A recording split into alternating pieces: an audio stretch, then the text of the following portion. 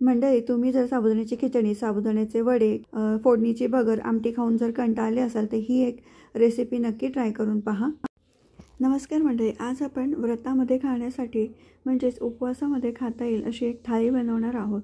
त्यासाठी सुरुवातीला मी इथे 3 कच्ची केळी उकडून घेतली, त्यासोबत 2 बटाटे सुद्धा उकडवून घेतले। बटाटा आपण किसणीने किसून घ्यायचा आणि केळं सुद्धा तुम्ही किसून घेऊ शकता किंवा हाताने मॅश करून घेता किंवा पावभाजीचं मॅशर असतं त्याच्याने एकत्र मॅश करून घेऊ शकतात। यामध्ये चवीनुसार मीठ टाकायचं आहे, 1 टेबलस्पून जिरं टाकायचं, सर्व मिश्रण एकजीव करायचं। इथे तिखटपणानुसार मी इथे तिखट वापरले, तुम्ही हिरवी मिरची आणि अद्रक सुद्धा ठेचून यामध्ये टाकू शकतात। बाइंडिंगसाठी मी भगरीचं पीठ वापरत आहे, तुम्ही राजगिऱ्याचं पीठही वापरू शकता। 2 ते 3 टेबलस्पून आवश्यकता लागेल। बटाटा किंवा केळं उकडताना त्यामध्ये मॉइश्चर कंटेंट कसं आहे त्यानुसार राजगिऱ्याचं पीठ त्यामध्ये ॲड करायचं आहे। तर थोडं थोडं पीठ टाकून आहे ना सर्व मिश्रण एकजीव करायचं, त्यामध्ये थोडीशी चिरलेली कोथिंबीर टाकायची आणि छान असं मिश्रण तयार करून घ्यायचं। त्याचे आपल्याला पॅटीस बनवायचे आहेत। तर आपण बटाट्याचे आणि केळ्याचे मिक्स असे पॅटीस बनवत आहोत। तर छान एकजीव करायचं आणि हाताला तेल लावून आहे ना पॅटीस असे करून घ्यायचे आणि मग गरम तव्यावरती थोड्या तेलावरती ना शॅलो फ्राय करून घ्यायचे आहेत। आपण एरवी कसं बटाटा उकडलेल्या बटाट्याचे पॅटीस बनवतो, पण इथे आपण केळं वापरून आहे ना त्याचं अजून पौष्टिकता वाढवत आहे। तर आपण काय करायचे, इथे केळ्याचे आणि बटाट्याचे पॅटीस बनवून घ्यायचे, छान असे खरपूस तव्यावरती भाजून घ्यायचे आहेत। तर आज आपण संपूर्ण थाळी बनवत आहोत। तर इथे पॅटीस बनवलेली आहे, त्याच्यानंतर एक ग्रेव्ही बनवलेली आहे आणि भगरीच्या भाकरी बनवलेल्या आहेत, पण ते एकसंधता पाहिजे व्हिडिओला म्हणून मी इथे पहिले पॅटीसचा व्हिडिओ ॲड केलेला आहे, नंतर मग ग्रेव्हीचा व्हिडिओ ॲड केलेला आहे आणि नंतर शेवटी मग आपण भगरीची भाकरीचा व्हिडिओ टाकलेला आहे यामध्ये, म्हणून ते स्टेप बाय स्टेप इथे सगळे तुम्हाला एकसंध असा व्हिडिओ दिसेल। पण हे तिन्ही कामं आहेत ना साईड बाय साईड चालू होते माझे, की जसं पॅटीसचं तयारी करणं, ग्रेव्हीची तयारी करणं, तसंच भाकरीसाठी पिठाची तयारी करणं, हे सर्व थोडं थोडं स्टेप बाय स्टेप असं चालू होतं।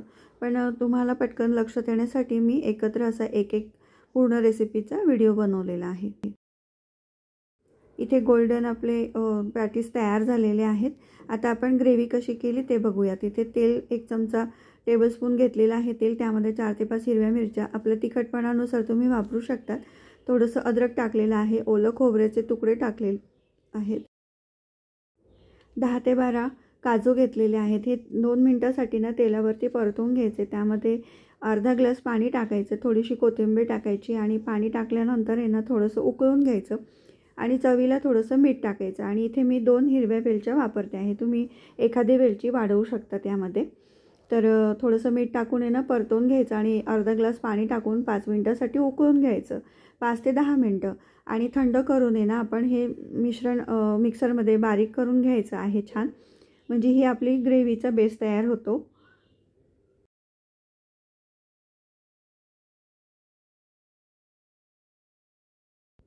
तर हे वाटण म्हणजे हे मिश्रण थंड झाल्यानंतर मी वाटून घेणार आहे, थोडंसं पाणी टाकून असं पातळसर अशी पेस्ट करून घेणार आहे।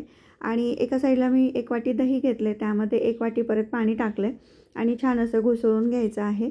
तर इथे दह्याचं प्रमाण आहे ना तुम्हाला कमी करायचं असेल तर तुम्ही कमी करू शकतात, जास्त आंबट नको असेल तर ही ग्रेव्ही, तर थोडंसं दही कमी करू शकतात। इथे मी 1 वाटी वापरले, 1 वाटी पाणी वापरलेलं आहे, त्याचं छान घुसळून आपण मिश्रण बनवून घ्यायचं। आता मसालासुद्धा दळून झालेला आहे, बारीक वाटून झालेला आहे। तर इथे कढई गरम केली, त्यामध्ये आवश्यकतेनुसार तेल घेतलेलं आहे, फोडणीला आपण जिरं टाकलेलं आहे। तर कोणी कोणी जिरं वापरत नाही तर जिरं स्किप करू शकतात।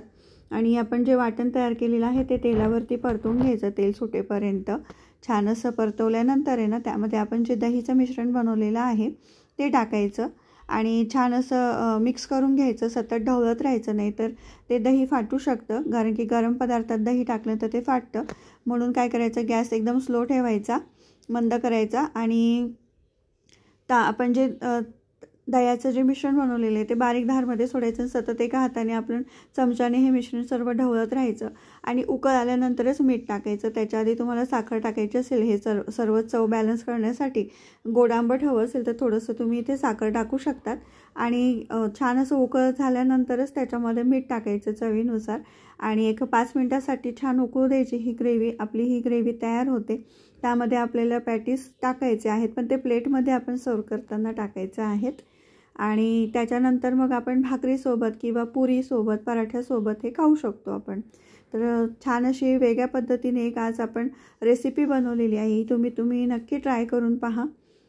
आणि काहीतरी वेगळं आहे. नेहमी आपण भगरीपासून छान इडली बनवतो, ढोकळा बनवतो, तर आपण पॅटीस कधी बनवलेले नाही आहेत, म्हणून आपण इथे पॅटीस बनवू शकतो. कचोरी तुम्ही बनवलेली असेल, साबुदाण्याचे वडे बनवत असतील किंवा भगरीची आमटी, भगरीचा भात आणि शेंगदाण्याची आमटी असं वेगवेगळे पदार्थ बनवले जातात. पण हाच वेगळा आपण पदार्थ बनवलेला आहे. तर तुम्हाला जर हा पदार्थ खायचा असेल तर ही रेसिपी तुम्ही नक्की ट्राय करून पहा. आणि रेसिपी तुम्हाला कशी वाटली असेल नक्की तुम्ही कमेंट करत जा. चॅनलवरती जर तुम्ही नवीन असणार तर सबस्क्राईबचं बटन नक्की प्रेस करा. बेल आयकॉन प्रेस केल्यामुळे तुम्हाला पुढच्या व्हिडिओचं नोटिफिकेशन मिळेल. तुम्हाला अशाच वेगवेगळ्या रेसिपी बघायच्या असतील आपल्या चॅनलवरती तर आपल्या चॅनलवरती नक्की भेट द्या, सबस्क्राईब करा आणि शेअर करू शकतात आपले चॅनल हे व्हिडिओ सर्व तुम्ही, की इतर तुमच्या फॅमिली मेंबर्सला, फ्रेंड सर्कललासुद्धा आपले व्हिडिओ बघून त्या रेसिपी ट्राय करता येतील. तर आजची रेसिपी तुम्हाला कशी वाटली नक्की कमेंट करा, लाईक, शेअर, सबस्क्राईब नक्की करा. भेटूयात आपण पुढच्या व्हिडिओमध्ये. आणि थोडक्यात इथे मी भगरीचे भाकरीसुद्धा बनवलेली आहे.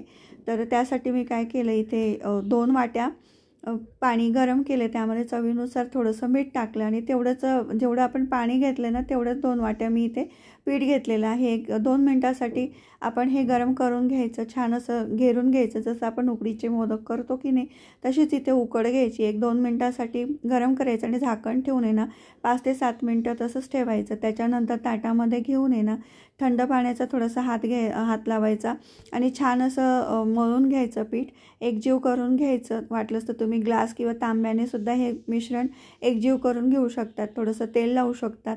आणि छान असं एकजीव पीठ करून झाल्यानंतर आहे ना थोडंसं पीठ लावून आपण छान अशी भाकरी थापून घ्यायची. तुम्हाला भाकरी थापता येत नसेल तर तुम्ही पोळपाट लाटण्याने सुद्धा लाटून व्यवस्थित भाकरी पातळसर अशी लाटून घेऊ शकतात. आणि छान दोन्ही बाजूने खमंग अशी भाजून घ्यायची भाकरी.